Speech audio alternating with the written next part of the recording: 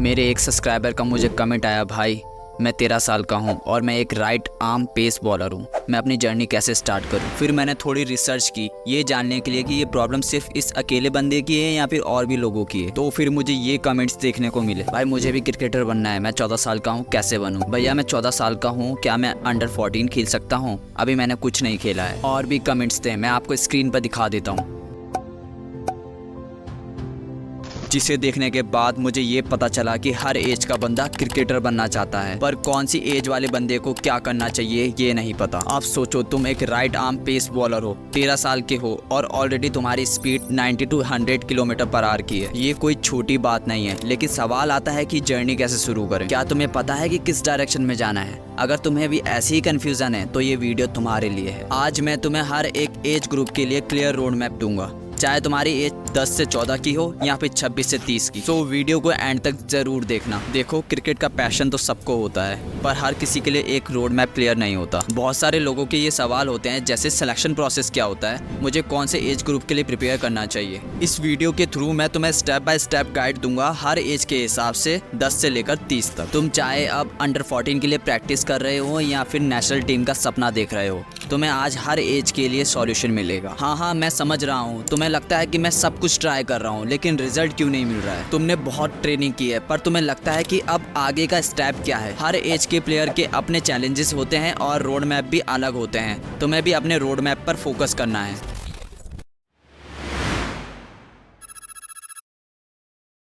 सबसे पहले let's start with age 10 to 14। अगर तुम इस एज ग्रुप में हो तो तुम्हें अभी बेसिक पर फोकस करना चाहिए। बॉलिंग, बैटिंग, फील्डिंग, हर स्किल को बराबर डेवलप करो। इस एज में तुम्हारे लिए सबसे जरूरी है फिटनेस और टेक्निक। अंडर 14 सिलेक्शंस के फॉर्म तुम्हें स्टेट क्रिकेट एसोसिएशन वेबसाइट पर मिलेंगे या फिर स्कूल टूर्नामेंट के बाद डायरेक्ट सिलेक्शन ट्रायल भी होते हैं। लोकल क्लब्स और अकेडमी ज्वाइन करो और टैलेंट हंट के ट्रायल्स के लिए अप्लाई करो। अंडर 14 सिलेक्शन के लिए तुम्हें कंसिस्टेंसी दिखानी पड़ेगी। सिलेक्शन में तुम्हारी टेक्निक और फोकस को टेस्ट किया जाता है।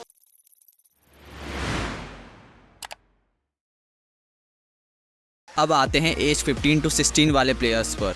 ये वो वक्त होता है जब प्रेशर बढ़ने लगता है। स्कूल के टूर्नामेंट्स, डिस्ट्रिक्ट लेवल के मैचेस, सब तुमसे बेस्ट एक्सपेक्ट करते हैं। घर वाले बोलते हैं पढ़ाई पर फोकस करो और तुम्हारे अंदर से आवाज आती है क्रिकेट मेरा सपना है। पर ध्यान रहे, अंडर 16 सिलेक्शन में तुम्हारी परफॉर्मेंस काफी मैटर करती है। अंडर 16 सिलेक्शंस के फॉर्म तुम्हें स्टेट क्रिकेट एसोसिएशन या डिस्ट्रिक्ट ट्रायल्स में दिए जाते हैं। इस एज ग्रुप में सिलेक्टर तुम्हारी टेक्निक और फिटनेस पर फोकस करते हैं। इस स्टेज पे तुम्हें एक वेल ऑलराउंडेड क्रिकेटर बनना है। बॉलिंग स्पीड, बैटिंग स्ट्रेंथ और फील्डिंग एजिलिटी सब पर काम करो। अब आते हैं एज 17 to 19 पर। सबसे ज़्यादा इम्पॉर्टेंट और सबसे ज़्यादा कॉम्पिटिटिव टाइम। ये वो एज है जब अंडर 19 और रणजी ट्रॉफी के डोर्स खुलते हैं। ये टाइम सबसे ज़्यादा क्रूशियल होता है। ये वो एज होती है जब तुम अंडर 19 में अपनी जगह बना सकते हो। ट्रायल्स के फॉर्म तुम्हें BCCI website, district cricket office और एकेडमिक्स के थ्रू मिलते हैं। इस वक्त तुम्हें रणजी ट्रॉफी के लिए भी सोचना होगा। कंसिस्टेंसी और डेडिकेशन सबसे ज़्यादा इंपॉर्टेंट है। तुम्हारी परफॉर्मेंस स्टेट लेवल और जोनल लेवल पे मैटर करेगी। ये वो टाइम होता है जब तुम्हारे सामने सबसे ज़्यादा डिस्ट्रैक्शन होता है, लेकिन तुम्हें अपने गोल पर टिकना पड़ेगा।